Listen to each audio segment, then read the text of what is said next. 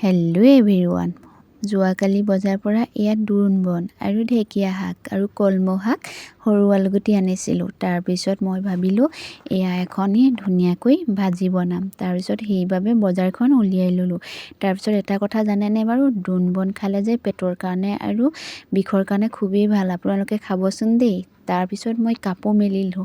কাপোৰ মেলি থাকোঁতে এই ছাগলী দুটা আমাৰ বাৰান্দাৰ ভিতৰত আকৌ এৰাল দিলে। কাপোৰ মেলি থকা দেখি মোক চিঞৰি আছে, ভোক লাগিছে চাগে, সেইবাবে মই আকৌ কাটা বিস্কুট দুফালে দুটাক দি দিলোঁ খাবৰ বাবে। তাৰপিছত আকৌ বাহিৰৰ ছাগলীও আমাৰ বাৰান্দাৰ ভিতৰত সোমাবলৈ বিচাৰি থাকে, সেইবাবে মই মনে মনে গেটখন গৈ খুলি দিলোঁ, কাৰণ আমাৰ বাৰান্দাৰ ভিতৰত সোমাওক বুলি। মই কিন্তু ইহঁতি ঘাঁহ খাবলৈ নাপালে মোৰ মনত খুবেই বেয়া লাগে, সেইবাবে মই মনে মনে ঘৰৰ মানুহে গম নাপাকে গেট খুলি দিওঁ।